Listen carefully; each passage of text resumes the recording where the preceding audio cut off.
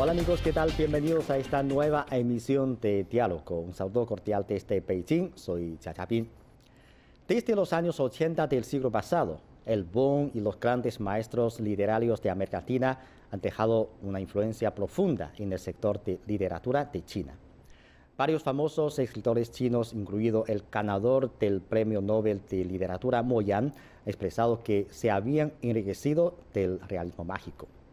La literatura es sin duda una vía importante a través de la cual el pueblo de un país puede conocer la cultura y sociedad del otro.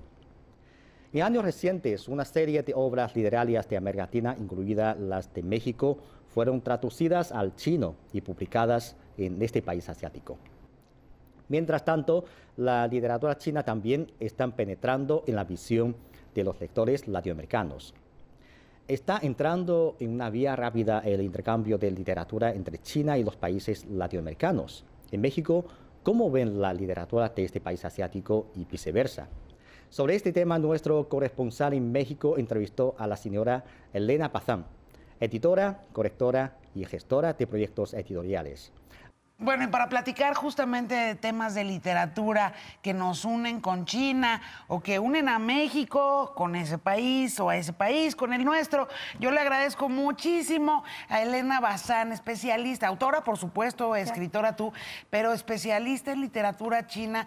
Oye, yo la verdad, Elena, pues conozco a Mo Yan, que se ganó el Premio Nobel de Literatura. Cuando se lo ganó no tenía idea quién era y dije, pues lo tengo que leer, ¿no? Porque uno tiene que hacer eso, leer a quienes se ganan el Premio Nobel, incluso si no había oído hablar de ellos nunca jamás, y justo por algo se lo ganan. Pero fuera de Mo Yan, la verdad es que mi conocimiento de la literatura china es prácticamente inexistente. La japonesa es otra cosa, ¿no? Sí. La china... pareciera, seguramente para muchos mexicanos, hasta el Premio Nobel de Mo Yan, un muy lugar ajeno. Ajá, inaccesible, como oscuro, sin la promoción que nos gustaría que cualquier literatura en el mundo, porque las letras siempre hay que celebrarlas, debería de tener. Cuéntanos un poco. Claro Gracias que sí, por primero, venir. Gracias por invitarme. Mira, a mí me encanta hablar de literatura. Literatura china es mi especialidad. Ojo, literatura china en español. Yo no hablo chino y este es el gran secreto de una editora que se dedica a esto. Pero tú haces bien. Tú empezaste como muchísimos, empezamos a leer literatura china, un premio Nobel, 2012 gana Mo Yan el premio y es un primer gran acceso a la literatura china con este autor y comienza a generarse interés. Pero déjame contarte que hay muchísima luz en la literatura china en español. ¿Por qué? Cada vez se están publicando más autores y cuando te digo más, no es que tengamos toneladas, pero estamos descubriendo mucho literatura china en español. Yo creo que los clásicos es también una puerta de entrada.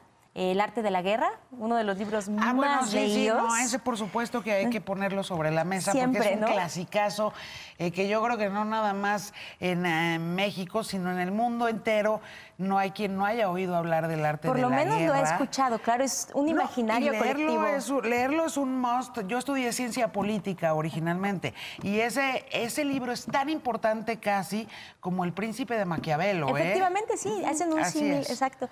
Entonces, pues son este tipo de libros más clásicos.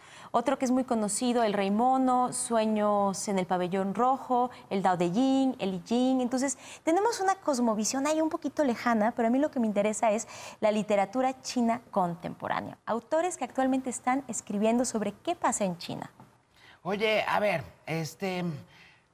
¿cuál es? Porque efectivamente la literatura contemporánea en Occidente pues tiene tendencias, ¿no? O sea, lo llamamos generalmente trends, ¿no? Muy claros. Sí. Y hay muchísimos autores, hombres y mujeres, de muy distintas nacionalidades. Pero sí podríamos decir, bueno, en Occidente hoy en día existen estas 3 o 4 tendencias en la literatura y no es difícil reconocerlas y rastrearlas. Claro. En China. Pues yo creo que los temas de los que más están hablando es en literatura corrupción. Es un tema que leo mucho en literatura china, política, para entender un poquito qué está pasando. O sea, recordemos que el sistema político chino es completamente ajeno al que conocemos. Entonces, yo la verdad lo que he aprendido de China ha sido en la inmensa mayoría a través de la literatura. Pero también hablan, ¿sabes qué? Muchísimo de su cotidiano, o sea, literalmente, ¿qué comen estos personajes? ¿A dónde van estos personajes? ¿Cómo es el mercadillo del pueblo? ¿Cómo es la familia? Entonces, son temas tan cotidianos como los que encontramos en nuestra literatura. Déjame detenerme. Vale. Dices, uno de los temas que más abordan en estos tiempos es el tema de corrupción. En efecto, China es un país en donde eso lo sabemos porque además pues damos noticias, ¿no? Claro. Y seguimos las noticias de lo que ocurre y lo que alcanzamos a ver y a saber de lo que ocurre allá en China. Pero me sorprende muchísimo que estén en la literatura. Que se convierta así en parte del imaginario literario. Sí, de hecho, encontramos estos temas mucho más en la literatura que en noticias locales, tú lo has dicho, ¿no? O sea, no es algo de lo que hablen. Por ejemplo, déjame contarte la historia de un libro. Un autor, uno de los más famosos de China actualmente, se llama Liu Chenyun, y él publica muchísimo sobre este tema. Entonces, es un libro que se llama El pequeño gran salto de Liu, que trata de un cocinero al que le roban sus ahorros que tenía en una cangurera. Entonces comienza a perseguir al ladrón, que resulta que es parte de la comunidad, y a ese ladrón le roban la cangurera en donde había introducido otro objeto. Entonces el primer ladrón empieza a buscar y se lo vuelven a robar otro ladrón. Entonces como aquel viejo dicho en lengua española de ladrón que roba ladrón tiene 100 años de perdón. Exactamente. Que es un poco seguir aceitando la corrupción, ¿no? O sea, porque si vas y robas de un ladrón, ya parece que tú mismo te lavas las manos y te bañas en pureza, lo cual no es cierto. Es necesariamente, no es cierto, punto. No es ladrón que roba, ladrón tiene 100 años de perdón. No hay manera. Todos los que roban son lo mismo, ¿no? Es gente robando, son ladrones. Efectivamente. Pero el tema como en las sociedades que son corruptas, ¿no? Y han hecho de la corrupción un poco su lenguaje y su moneda de cambio. O sea, sí se terminan acuñando ese tipo de dichos, ¿no? Y terminan efectivamente, permeando en todas las actividades. Sí, y pues en este hasta libro la cocina. De hecho, sí, porque comienza con un cocinero de una obra en construcción y termina en los más altos niveles del gobierno. Ese objeto primero que robaron termina estando en un lugar muy importante del gobierno. También cuéntanos un poquito los autores y las autoras que tienen escritura de largo aliento, novela, o que se especializan en cuento. Bueno, también hay poetas, por supuesto. Sí. Lo que es maravilloso de la literatura es que justamente sus géneros están puestos en la mesa para todos. Y claro que China no es, y con tantos miles de millones de personas, pues no es la excepción, ¿no? Sí. De hecho, yo creo que lo que más tenemos en español son novelas, porque somos una sociedad muy acostumbrada al relato. Y a novela larga, ¿no? Entonces, lo que más he conocido yo en español son novelas. Pero sí, por supuesto que hay algunas traducciones de poesía. He encontrado muy pocas de teatro, pero sí las hay por ahí. Y cuentos con antologías también tenemos algunas. Por ejemplo, Shuemo es un autor de cuento muy prolífico que ya está publicado en español. Oye, por ejemplo, Mo Yan, yo leí, antes de leer sus novelas, que no las he leído todas, pero con lo que empecé con Mo Yan fue con cuentos. Sí. Y la verdad me parece un extraordinario cuentista. Y yo pienso en Mo Yan y me recuerda, y corrígeme si me equivoco, Elena, pero a mí me recordó un poco a esas plumas del realismo mágico latinoamericano de los finales de los 70s, principios de los 80s en América Latina. Mo Yan tiene también un imaginario maravilloso en ese sentido, ¿no? Es el lugar en donde no entiendes muy bien si está estrictamente con los dos pies puestos en la realidad o si, al igual que los autores latinoamericanos como Gabriel García Márquez y varios más de los que tenemos mucho conocimiento de este lado del planeta, pero lo cierto es que es el lugar en donde también la fantasía y la línea en la que se alejan un poquito de la realidad es fascinante. No, lo es. Y de hecho describes muy, muy bien la obra de Moyan y el acercamiento. Él ha hablado en varias ocasiones sobre su cercanía, especialmente con la obra de García Márquez. Ah, mira. O sea, él ha hecho mucha referencia del realismo mágico latinoamericano y admite que ha impregnado su obra. En lo más mínimo lo entendiste muy, muy bien. Entonces, esto nos habla de un diálogo. A ver, sí leemos autores chinos y los autores chinos leen autores latinoamericanos también. Por ejemplo, una obra que ha sido publicada con muchísimo éxito en China es La visión de los vencidos, de Portilla. Ah, mira. Fue publicada en una coedición con la UNAM y ha sido reimprimida en varias ocasiones. Entonces, también nos están leyendo El Quijote, es una obra que se ha traducido al chino en varias ocasiones, tiene varias ediciones. El Quijote creo que es, después de la Biblia... De lo más traducido. Es el libro, ¿no?, más traducido y a más lenguajes, ¿no?, a más lenguas y más idiomas en todo el planeta, ¿no? Sí. El Quijote... al rincón del mundo al que vayas... Hay una edición del Quijote traducida. Saben que el Quijote existe, ¿no? Claro. Además. Pero oye, autores y autoras mexicanos en China... pues mira, hay un caso que es muy famosa. Piensas? Ángeles Mastretta. Sí, claro. Es muy famosa en China. Muy, muy famosa en China. Tiene muchos seguidores. Entonces, pero te debo decir que hay menos literatura de ficción en China latinoamericana que literatura de no ficción. ¿Qué es lo que pasa? Hay muchas universidades en China. Yo tengo el dato de que son 82 universidades en China con departamentos en español, especializados en español, pero estamos hablando de doctorados en lengua española en China. Entonces, hay muchos materiales de no ficción, de docencia, que están traducidos al chino también, ¿no? Esta es como otra manera de acercarnos que a mí me parece muy interesante. Una vez tuve la oportunidad de estar en la Universidad de Lenguas y Culturas de Pekín, dando una plática sobre traducción del chino-español, español-chino. Yo que no hablo chino, pero bueno, soy el enlace como editora, y me sorprendió gratamente ver tantos estudiantes hablando un español, maravilloso, muy interesados en qué publicamos, qué leemos, quiénes son nuestros autores y ávidos de hacer traducción. Ay, qué padre. ¿Y tú les recomendaste, a ver, por ejemplo, a quiénes? O sea, cuando tú como editora te sientas y dices, estaría increíble que este autor o esta autora fuera leído en China, en ese país del mundo, ¿en quiénes piensas? Bueno, yo pienso inmediatamente, siempre he dicho que mi libro favorito es el que estoy leyendo en este momento, si no, no lo tendría en las manos. Entonces pienso en estos referentes contemporáneos, yo me encantaría saber que Guadalupe Nettel está ya en chino, por ejemplo, que Fernanda Melchor ya ha sido traducida al chino, todas estas autoras especialmente que están pegando muchísimo. Pero también te digo una cosa, lo que me doy cuenta es de que el camino va al revés. Hay mucho interés en China de que salga su literatura al resto del mundo. Es como el primer camino. Y van tomando literatura de otros lados poco a poco. Oye, ahora que dices, a mí me gustaría que leyeran a las autoras, ¿no?, mexicanas fantásticas, Guadalupe Nettel y Fernanda Melchor, las dos, y claro que queremos que las lean no nada más en China, sino en el mundo entero. Pero ¿cómo está la presencia de autoras, mujeres en la literatura china que se están traduciendo a otros lenguajes, no nada más al español, también al inglés y al francés, en fin, ¿no? Pero ¿cómo está la presencia de mujeres en el horizonte, en el paisaje literario chino?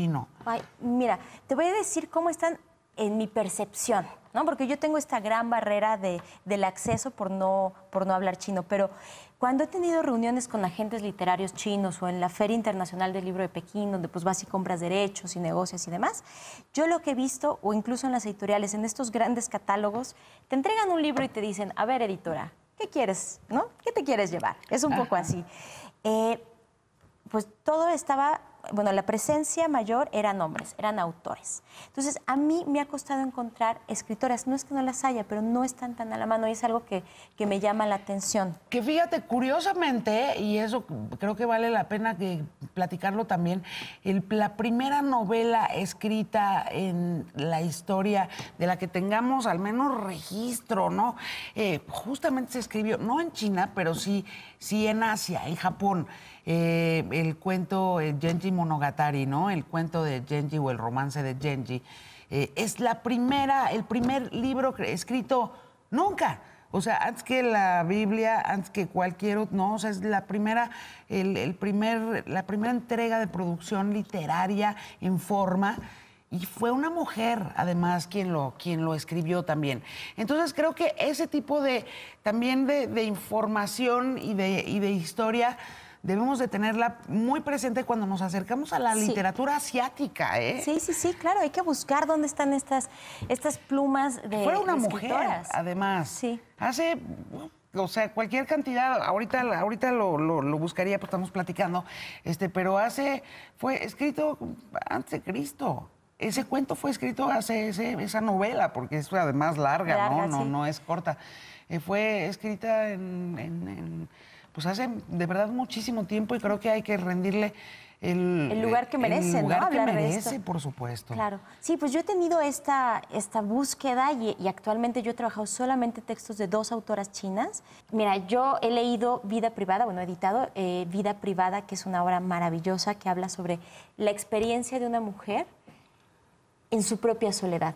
Es un soliloquio en donde te va explicando, ella escribe, entonces te explica lo que está escribiendo. Es una narrativa súper elaborada, maravillosa, sensible, a través de cómo tenemos un entendimiento del mundo a través de los ojos de esta protagonista. Ella es su propia caja de resonancia, digamos. Efectivamente. Okay. Y entonces escribe y después lee lo que escribe y te va contando qué piensa de lo que escribe. ¿Qué es lo que quisiera yo? Pues seguir encontrando más autoras y autores, todos con la misma valía, pero es un hecho que hay que rascar un poquito más para encontrar plumas femeninas. ¿Quién te ha sorprendido?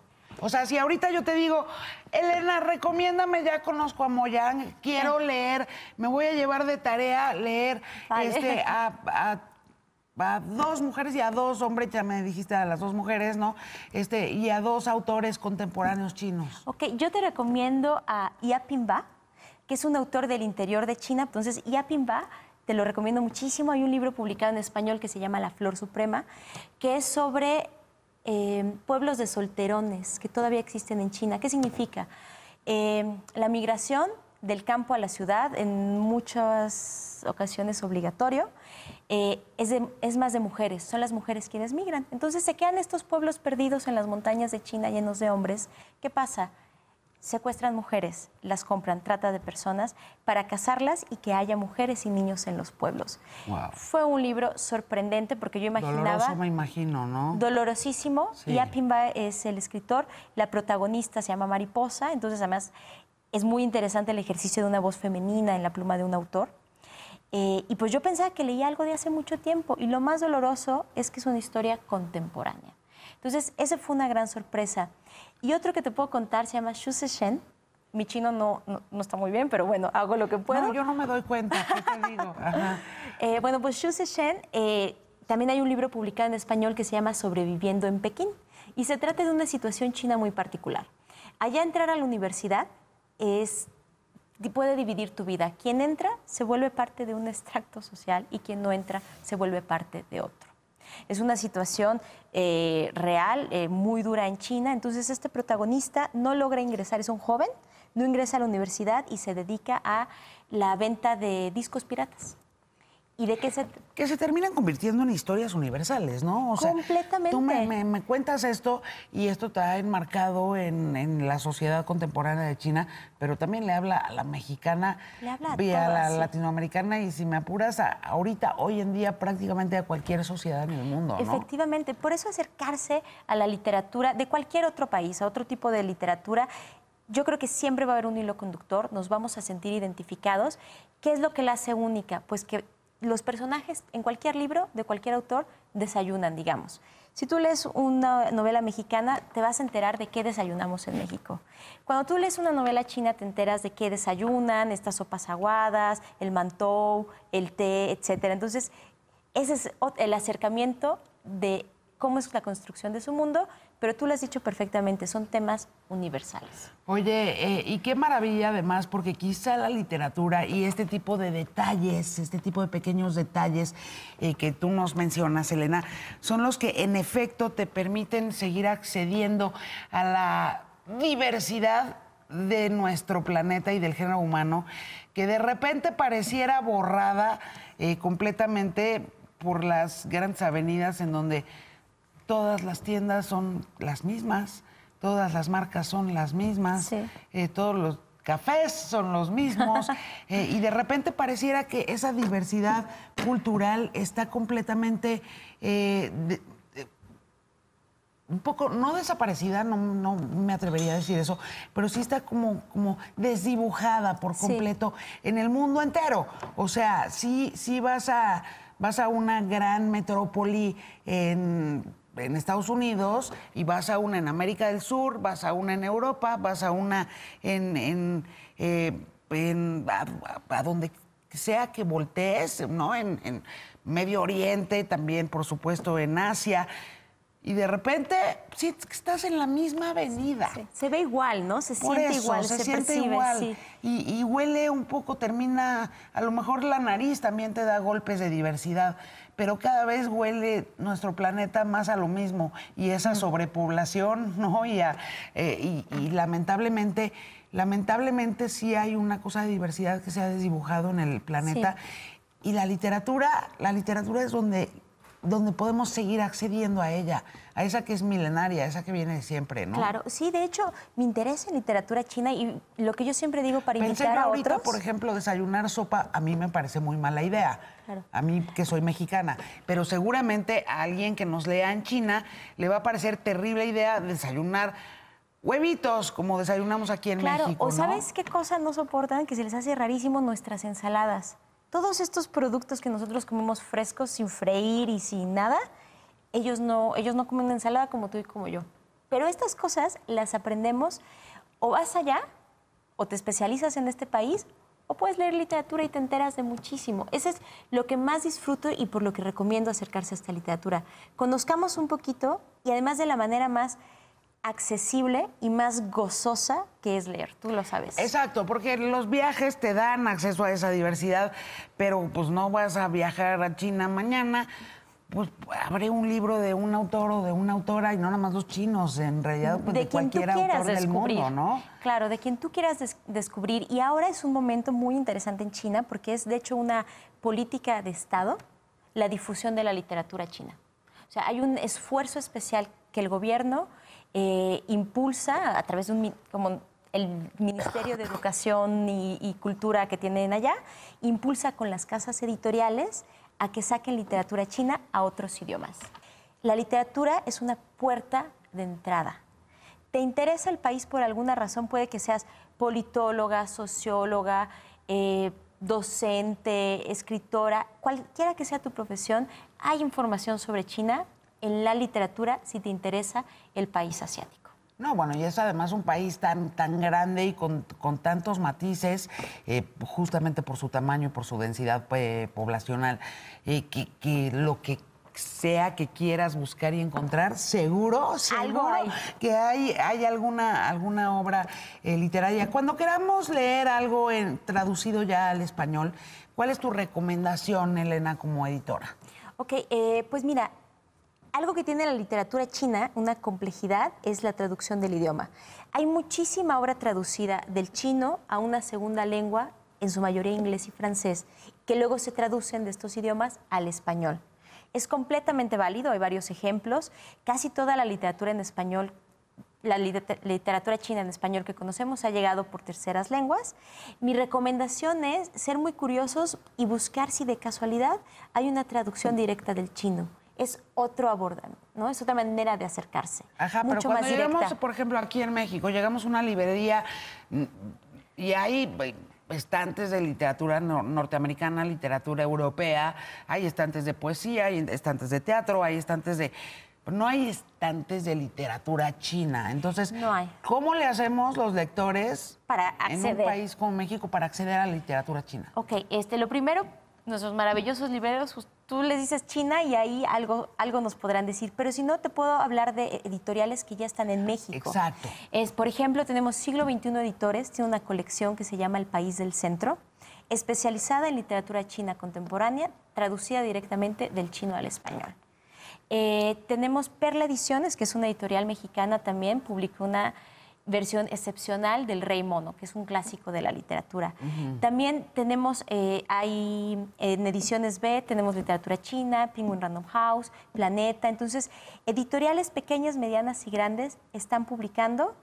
Me parece que es muy poco lo que tenemos. Se entiende, porque el esfuerzo es muchísimo, o sea, traducir del chino, el tema de los derechos y sobre todo el tema del acercamiento cultural.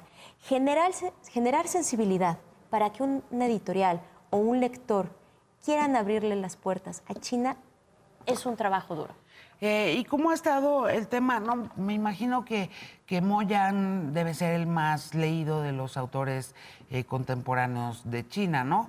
Pero seguramente el hecho de que haya ganado el premio Nobel, él también le abrió puertas a, en realidad, muchísimos y muchísimas, ¿no? Claro que sí. Yo me atrevo a decir que antes del 2012, que es el año en el que gana el premio Nobel este autor, no había interés, no voy a decir interés, pero conocimiento. Vamos a decir conocimiento sobre literatura china, y sí fue un parteaguas para que nos acercáramos. O sea, sí hubo un antes y un después de este premio Nobel. Y si tuvieras que englobar, ¿no?, en varias palabras, porque seguramente en una es imposible, pero si tuvieras que englobar las características de la literatura china contemporánea, ¿cuáles serían, Elena? Okay. Qué pregunta tan complicada. Yo diría cotidianidad, porque de lo que nos hablan es de lo que les pasa todos los días, como lo que leemos en nuestra propia literatura. Cotidianidad es la palabra principal. Sensibilidad. Es un mundo muy sensible, con una cosmovisión, una cosmogonía milenaria, tú ya lo dijiste, y siempre está impregnado ahí. Aunque sea una sociedad tan moderna, suele haber un guiño a su historia milenaria, y eso me parece fascinante. Entonces, cotidianidad, sensibilidad y humanidad. Se preguntan lo mismo que tú y que yo. Sufren, lloran, ríen, igual que nosotros. Bueno, pues es que eso, lo humano justamente es lo que nos acerca a cualquier cultura. Ya lo platicamos hace unos momentitos, y ahorita que decías esto, el asomarte siempre a tu cultura milenaria, yo me imagino que también ahí es inevitable para alguien en México también reconocer ahí una casa de espejos, ¿no? O sea, porque claro, en México o suele ocurrir también algo muy similar, no nada más en nuestra literatura, también en nuestra cotidianeidad y en nuestra construcción de valores, y a veces hasta en los discursos políticos, hombre, ¿no? Sí, efectivamente. Entonces, pues lo que dices, esta casa de espejos, pues nos podemos ver muy cercanos a China, créeme, a través de la literatura. Yo me siento cercana. Yo soy una persona que antes de leer literatura china era muy ignorante, no sabía nada más que pandas y chop suey, que te dice la gran ignorancia que tenía el país. Y ahora me atrevo a decir que todo el conocimiento que tengo ha salido de leer autores. Pues a leerlos y a leerlas. Y ojalá también de aquel lado del mundo nos lean a nuestros autores y a nuestras autoras, que también hay unas plumas extraordinarias en nuestro país. Sí. Elena Bazán, te agradezco muchísimo todos estos muy generosos minutos y además nutridos. Y yo me voy de aquí con muchas ganas de leer a todos los autores y autoras que me recomendaste. Muchas gracias. Gracias a ti, estoy encantada. Gracias por el interés en este tema. Muchas gracias, que tengas muy buen día. Igualmente.